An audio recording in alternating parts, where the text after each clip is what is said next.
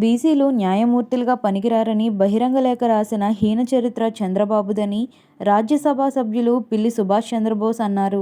రావులపాలెం మండలం దేవరపల్లి గ్రామంలో గడప గడపకు మన ప్రభుత్వం కార్యక్రమం అనంతరం బీసీ సోదరులతో జరిగిన ఆత్మీయ సమావేశంలో ముఖ్య అతిథిగా పిల్లి సుభాష్ చంద్రబోస్, ఎమ్మెల్యే చెర్ల జగ్గిరెడ్డి పాల్గొన్నారు. ఈ సందర్భంగా వారు మాట్లాడుతూ బీసీలు అంటే వెనుకబడిన వర్గాలు కాదు, వెన్నుముక వర్గాలు అని చెప్పి బీసీలకు సామాజిక సాధికారతను ఇచ్చి ఉన్నత పదవులలో బీసీలకు పెద్దపీట వేసి ఇచ్చిన మాట నిలబెట్టుకున్న ముఖ్యమంత్రి మన జగన్ అని చెర్ల అన్నారు.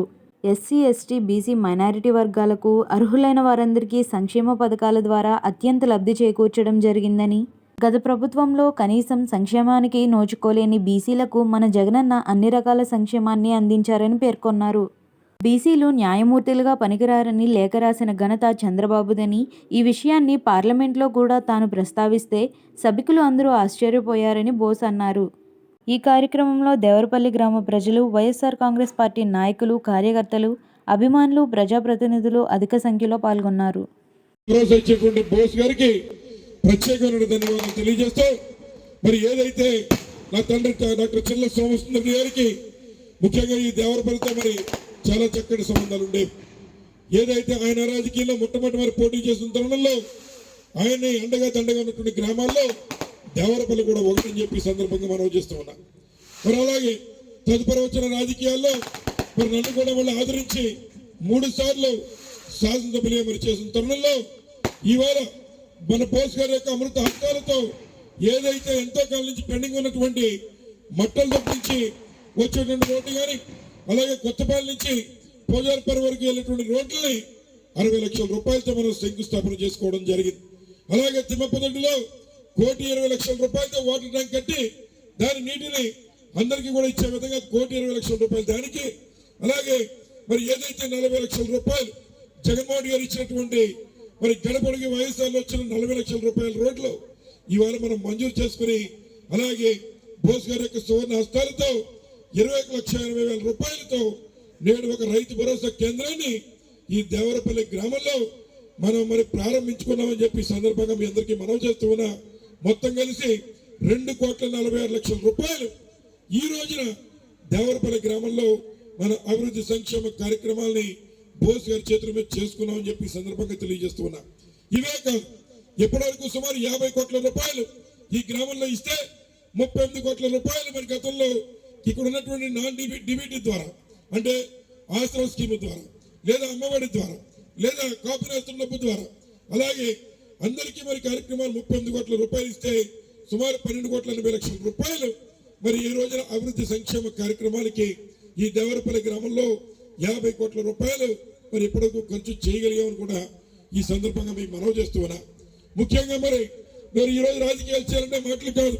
ఏదైతే మరి కులాల గోదావరిది మరి కేవలం తూర్పు గోదావరి లేదా డాక్టర్ బిఆర్ అంబేద్కర్ కోనసీమ జిల్లా కాదు, కులాల గోదావరిని లెక్కేసుకోవాలి. అట్లాంటి తరుణంలో మరి ఒక మైనార్టీకి చెందినటువంటి నన్ను కూడా మా సొంత కొడుకుగానో బిడ్డగానో లేదా ఒక అన్నగా తమ్ముడిగా మీ అందరి యొక్క హాజరు అభిమానాలు ఇవాళ జగన్మోహన్ గారు చెప్తున్నట్టు నా ఎస్సీ, నా ఎస్టీ, నా బీసీ, నా మైనారిటీ అనేటువంటి వాదన మా మాట చెప్పడమే కాకుండా ఈరోజు ఓసీ వర్గాల్లో ఉన్నటువంటి పేదలందరినీ కూడా ఆదుకునేటువంటి ప్రభుత్వంగా ఈ రోజు జగన్మోహన్ గారి యొక్క ప్రభుత్వం ముందుకు నడుస్తుందని ఈ సందర్భంగా మీ అందరికీ మనవి చేస్తూ ఉన్నా. ఒక రకమైన అవకాశం ఇస్తే మళ్ళీ స్థానికంగా మళ్ళీ వేణుగోపాల కృష్ణ గారిని మళ్ళీ ఇక్కడ మంత్రి చేసే కార్యక్రమం చేశాడు జగన్మోహన్ రెడ్డి గారు.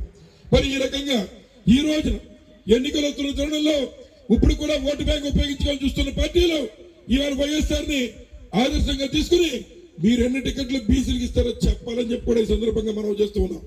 ఏదైతే ఇవాళ ఇందాక పెద్దలు మాట్లాడినట్టు ఒకవైపు రాజమండ్రి వెళ్తే గూడూరు శ్రీనివాసరావు గారు మరి ప్రముఖ వైద్యుడు ఇవాళ అక్కడ ఎంపీ టికెట్ మీ సెట్టుపల్లి సోదరులకు ఇచ్చారని చెప్పి మనం చేస్తూ ఉన్నా. మళ్ళీ ఇటువైపు నర్సాపురం వెళ్తే అక్కడ మరి ఉమాబాలు గారికి మళ్ళీ గూడూరు ఉమాబాలు గారిని అక్కడ మళ్ళీ 2వ సెట్టుపల్లి ఎంపీ సీట్ ఇచ్చేటువంటి కార్యక్రమం చేశారు. ఈ రోజున బోస్ గారి యొక్క కుమారుడు ఎవరైతే మరి ప్రకాష్ చాలా చక్కటి కుర్రాడు, ఆ కుర్రాడికి మళ్ళీ రామచంద్రపురం నుంచి మళ్ళీ బోస్ గారు ప్రాతినిధ్యం ఇచ్చేటువంటి కార్యక్రమం చేశారు.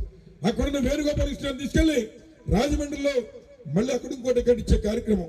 అలాగే ఒక ఎమ్మెల్సీ మరి ఏదైతే ఎమ్మెల్సీ ముందు పాలకొల్లులో గోపి అనేటువంటి వ్యక్తిని మళ్ళీ 5వ టికెట్ మరి ముఖ్యంగా చెట్టుబడి సోదరులకు ఇచ్చేటువంటి కార్యక్రమం. అక్కడి నుంచి మళ్ళీ కోనసీమ వస్తే కోనసీమలో గతంలో ఇప్పుడు లేని మళ్ళీ కుడిపూడి సూర్యనారాయణ గారిని మళ్ళీ ఎమ్మెల్సీ ఇచ్చి గౌరవించేటువంటి కార్యక్రమం. నేను అడుగుతున్నా 6 ఇచ్చాం. ఈ రోజు మరి తెలుగుదేశం పార్టీ వాళ్ళు ఎవరికైనా ఒక్కళ్ళ మంత్రి పదవి ఇచ్చారని చెప్పి సందర్భంగా అడుగుతున్నా. ఇంత గౌరవం మీకు ఇచ్చినప్పుడు మనం కూడా రేపు ఆ స్థాయిలో మనం కూడా పనిచేయాలని కూడా ఈ సందర్భంగా మనం చేస్తూ ఉన్నాం. ఇక నియోజకవర్గం సంగతికి వస్తే ఈ కొత్తపేట నియోజకవర్గంలో మరి ఏదైతే ఒక ధైర్యం మీ అందరూ నీకు నేనున్నామనేటువంటి ఒక ధైర్యాన్ని ఇచ్చి నా వెంట ఉండి 3 సార్లు చేసినప్పుడు ఏమన్నా చేసినప్పుడు మీ రుణం తీర్చుకోవాల్సిన బాధ్యత నాకు ఉంది.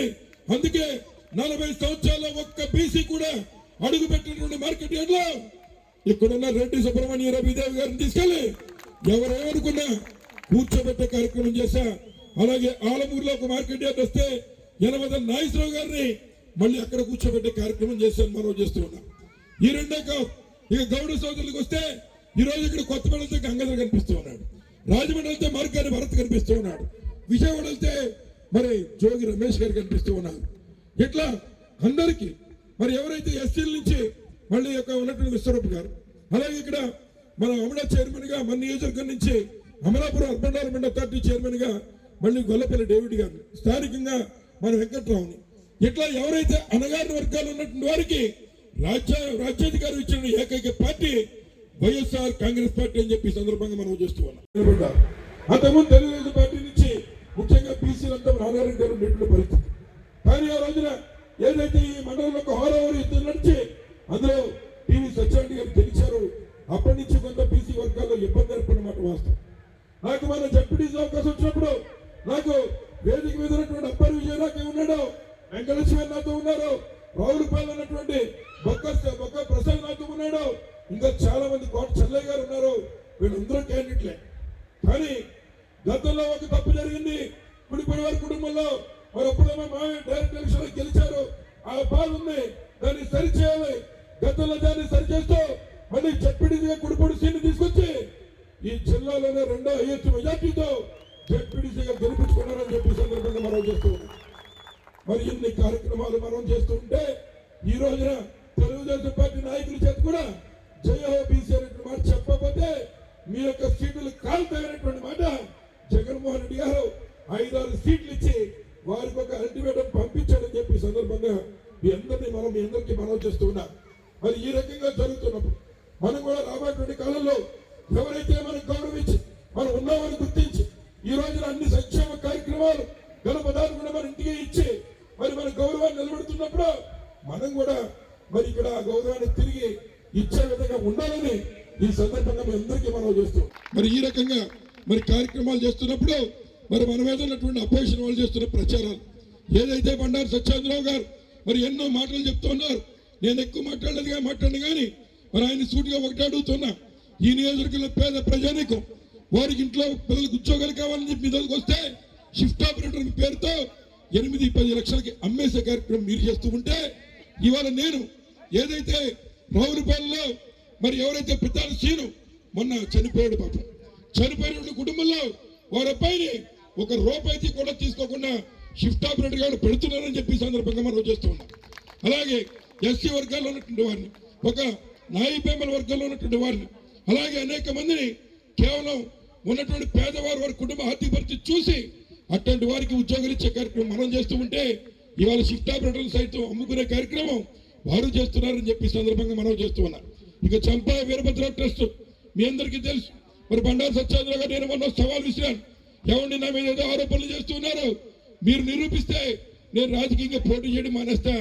అలాగే మీకు సవాల్ విసురుతూ ఉన్నా, ఎవరైతే నియోజకవర్గంలో ఉన్నటువంటి ఒక దంపతులు వారి పిల్లలు లేకపోతే చంపా వీరభద్రరావు గారు అనేటువంటి వారికి ఉన్న ఆస్తి పాస్తుల్ని పేద ప్రజానీకానికి ఒక కాలేజ్ కట్టి పిల్లలకి చదువు చెప్పడానికి అలాగే ఒక కళ్యాణ రూపం కట్టాలని ఇస్తే దాన్ని 7 ఎకరాలు ఈ రోజు అప్పనంగా అమ్మేసి మీరు రియల్ ఎస్టేట్ వ్యాపారం చేస్తున్న మాట వాస్తవా కాదా అని నేను కాదు, ఇవాళ చంపా కుటుంబ సభ్యులు అడుగుతున్నారని చెప్పి సందర్భంగా మీ అందరికీ మనం చేస్తున్నాం. ఓటు బ్యాంక్ గా ఉన్నటువంటి తెలుగుదేశం వారి పార్టీ చేత కూడా ఇవాళ జేఓబీసీ అనేటువంటి మాట అనిపించగలిగిన నాయకులు మన జగన్మోహన్ రెడ్డి అని చెప్పి సందర్భంగా మనం చేస్తూ ఉన్నాం.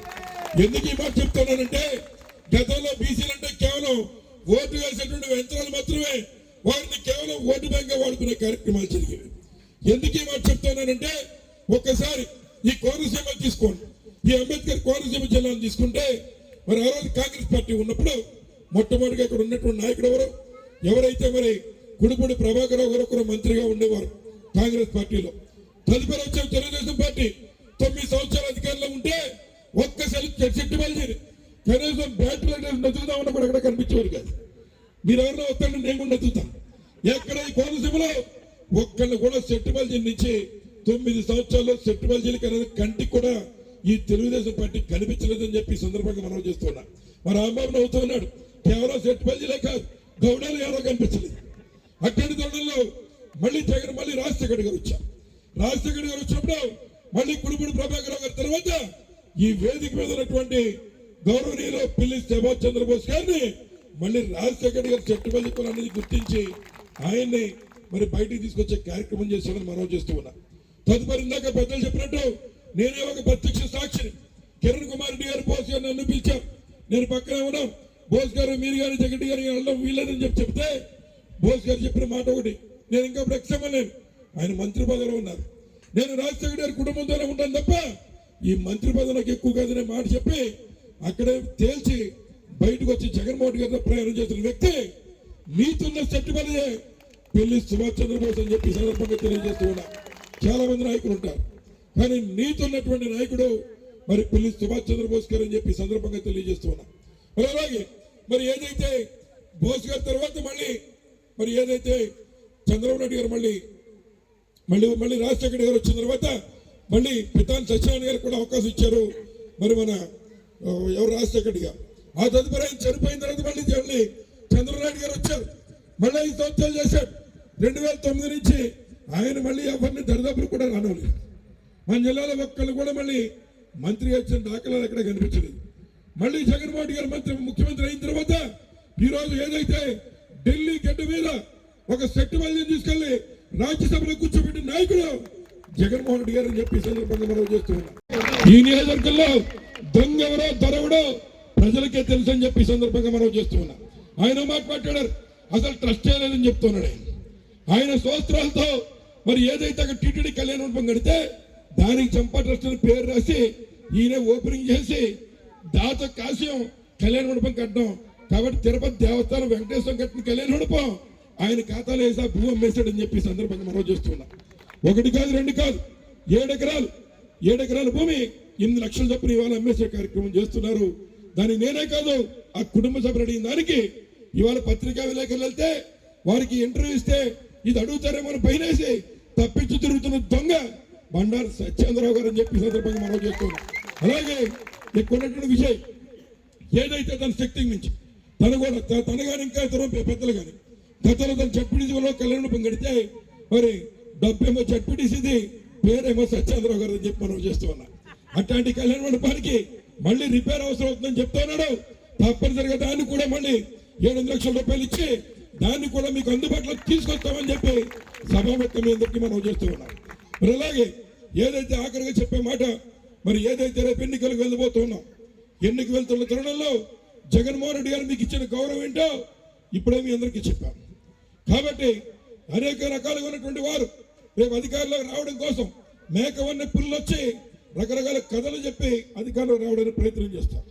కానీ విద్యులైనటువంటి మీరు అందరూ కూడా ఆలోచన చేసి గుండెల మీద చేయి వేసుకుని గడిచేటువంటి 4 సంవత్సరాల్లో ఎటువంటి రికమెండేషన్లు కానీ ఇవి కానీ లేకుండా ఎస్సీ ఎల్టీ బీసీ మైనార్టీ అన్ని కులాలున్న పేదవాళ్ళని జగన్మోహన్ గారు చూసేలా లేదనేటువంటి ఒక్కసారి గుండెల మీద చేయి వేసుకుని మనం ఒక్క నిమిషం నీతిగా నిలబడి ఓటేస్తే ఈ రాష్ట్రంలో మళ్ళీ నీతి గెలుస్తుంది. అది జగన్మోహన్ రెడ్డి చెప్పే సందర్భంగా మనం చేస్తున్నాం. ఎవరైతే చెవిటంటే పేదవాడు రేపు పెత్తందారి ముందు ఓడిపోకూడదు, ఎవరైతే ఈ రాష్ట్రంలో కేవలం సినిమా యాక్టర్లను పెట్టుకున్నాం లేదా కొంతమందిని చేర్చుకున్నాం నెక్కే విధంగా చంద్రబాబు గారు ప్రయత్నం చేస్తుంటే 5 సంవత్సరాలు కష్టపడి పనిచేసి మీకున్న నీతిని నమ్ముకుని జగన్మోహన్ గారు ముందుకెళ్తున్నాడు అని చెప్పి ఈ సందర్భంగా మీ అందరికీ మనవి చేస్తూ మరి ఆఖరి ఇంకా బోస్ గారు మాట్లాడాలి కనుక మరి ఏదైతే రాబోయేటువంటి కాలంలో విజయ్ చెప్పిన విషయం, అర్జున్ రావు చెప్పిన విషయం, పెద్దలు చెప్పిన విషయాలు దృష్టిలో ఉంచుకుని మనందరూ ఐకమత్యంగా ముందు కొనసాగే విధంగా చేయండి. తప్పనిసరిగా ఈ గ్రామాన్ని అత్యధికమైన ప్రాధాన్యత ఇచ్చి ముందు నడిపించే కార్యక్రమం చేయడం నా బాధ్యత అని చెప్పి సందర్భంగా మీ అందరికీ మనవి చేసుకుంటూ నాకు అవకాశం ఇచ్చిన పెద్దలు చిన్నలందరూ వచ్చిన వాళ్ళు వెళ్ళిపోతూ భోజనం ఆడిన తర్వాత భోజనాలు చేసి వెళ్ళాలని మరొకసారి హృదయపూర్వకమైన కోరుతూ ఆఖరిగా ఇళ్ల స్థలాల విషయాలు చెప్పారు. కళ్ళతో చూస్తూ ఉన్నాం. కాయలున్న చెట్టుకే రాళ్ళు తగులుతాయి. కాయలు లేకపోతే రాయి కూడా ఎవరు పోయి. అలాగే మరి పాలిచ్చేటిని గొడ్డు నమ్మేసి పాలిచ్చే ఆవు నమ్మేసి ఒట్టిపోయిన గొడ్డు ఎవరు తెచ్చుకోరు. ఇవాళ జగన్మోహన్ రెడ్డి గారు అందరికీ అన్ని అందించేటువంటి ఒక గోవు. అటువంటి వాడిని కషాయ వాడికి తప్పే కార్యక్రమం చేయకుండా మనం ఓ మాట మీద ఉండి మళ్ళీ రేపు ఆయన గెలిపించుకునే కార్యక్రమం చేయాలి. ఇవాళ మన కొత్తపేట నియోజకవర్గంలో 17,658 ఇళ్ల స్థలాలు ఇచ్చాం. ప్రతి మహిళకి ఒక ఆసరా, ఒక భరోసా, పుట్టింటి వారు ఇచ్చే ఒక ఆస్తి వారందరికీ ఇస్తూ ఉన్నాం. కానీ వారు గోతిగా నక్కల్లో కాచు కూర్చొని ఏదైతే ఉన్నటువంటి అన్ని రేపొద్దున మళ్ళీ ప్రభుత్వం మారితే ఇవన్నీ 1,50,000 అమ్మేయాలని గోతిగా నక్కల్లో కాచు కూర్చున్న వాళ్ళు ఈ తెలుగుదేశం పార్టీ నాయకులు అని చెప్పి సందర్భంగా మనం చేస్తున్నాం. ఇవాళ ఇంతమందికి ఇళ్ల స్థలాలు ఇచ్చాం. ఇంకా కొంతమంది రాని మాట వాస్తాం. తప్పనిసరిగా వాళ్ళందరినీ కోరుతున్నా, మా నాయకులు నిజంగా అర్హత ఉన్న వాళ్ళని ఎవరిని వదిలిపెట్టొద్దు. వారు ఆధార్ కార్డు తీసుకోండి, వారు ఫోన్ నెంబర్ పైన వేయండి, కింద మీ పేరు రాసి మీ ఫోన్ నెంబర్ వేయండి, నాకు ఇవ్వండి. తప్పనిసరిగా మళ్ళీ వారందరికీ కూడా అర్హత కలిగిన ఏ ఒక్కరిని అన్యాయం కాకుండా ఇళ్ల స్థలాలు ఇచ్చే కార్యక్రమం మనం చేద్దామని చెప్పి సందర్భంగా మీ అందరికీ మనవి చేసుకుంటూ, ఇంకా దురదృష్టం ఏంటంటే కేంద్ర న్యాయశాఖ మంత్రి గారికి ఒక లేఖ కూడా రాశారు. ఏమని రాశారంటే, వెనుకబడిన వర్గాల వారు న్యాయమూర్తులుగా పనికిరారు, అందుచేత వారిని పరిశీలనలోకి తీసుకోకండి అని ఒక లేఖ రాశారు. ఆ లేఖ కూడా పేపర్లో కూడా ప్రింట్ అయింది. ఎవరు? కేంద్ర న్యాయశాఖ మంత్రి గారికి. నేను చాలా మీటింగ్లు అడిగాను, వెనుకబడిన వర్గాల వారు న్యాయమూర్తులుగా పనికిరారంటున్నారు కాబట్టి ఇక్కడ జస్టిస్ బిఎస్ఏ స్వామి గారు ఉన్నారు, వెనుకబడిన వర్గానికి సంబంధించిన నాయకులు. ఆయన ఇచ్చిన జడ్జిమెంట్లో ఏమైనా రాజ్యాంగ విరుద్ధమైనటువంటి జడ్జిమెంట్, ఒక్క జడ్జిమెంట్ చూపిందే చాలు, మీరు అన్నమాటకు మేము అంగీకరిస్తాం. లేదా షెడ్యూల్డ్ కులాల నుంచి సుప్రీంకోర్టు న్యాయమూర్తి ఉన్నారు పశ్చిమ గోదావరి జిల్లా నుంచి, వారిచ్చిన జడ్జిమెంట్లో కానీ, లేకపోతే మీకు సమీపంలో ఉన్నటువంటి మూడవరం దగ్గర అనాథవరం అనుకుంటున్నాను, జస్టిస్ ఎలిపే ధర్మారావు గారు ఉన్నారు, షెడ్యూల్ కాస్ట్ ఆయన ఇచ్చిన జడ్జిమెంట్లో కానీ రాజ్యాంగ విరుద్ధమైనటువంటి జడ్జిమెంట్ ఎక్కడన్నా ఒక్కటి చూపితే మేము పేపర్ స్టేట్మెంట్కి వచ్చి చూపితే మీ అన్నమాటకు మేము కట్టుబడి ఉంటాం. వెనుకబడిన వర్గాలు, ఇప్పుడు జగ్గిరెడ్డి గారు చెప్పారు ఇప్పుడే, వెనుకబడిన వర్గాలకు చెందిన వారికి ఎప్పుడూ ఈ ప్రోత్సాహం ఇవ్వలేదు అని. ఇది చక్కని ఉదాహరణ. న్యాయమూర్తులుగా పనికిరాలని ఒక లేఖ రాశారంటే, నేను పార్లమెంట్లో మాట్లాడాను, వెనుకబడిన వర్గాలు న్యాయమూర్తులుగా పనికిరారన్న చంద్రబాబు నాయుడు గారు ఏ విధంగా మీరు ఆయన మాటను పరిశీలనలోకి తీసుకుంటున్నారన్నప్పుడు ఆశ్చర్యపోయారు. నిజంగానా అని అడిగారు ఆవిడ. బీజేపీ ఎంపీలు లేచి నిజమేనండి, వాస్తవమే మాట్లాడుతున్నానని చెప్పాను. మరి ఎవరైనా అది రాశారంటే ఏమైనా ఒక అర్థవంతమైనటువంటి ఆలోచన అది, ఏమైనా వెనుకబడిన వర్గాన్ని గౌరవించేవారు చేసే ఆలోచన అది, అటువంటి ప్రక్రియ అది. ఒకసారి ఆలోచించండి అని మిమ్మల్ని అందరినీ కూడా ఈ సందర్భంగా మరి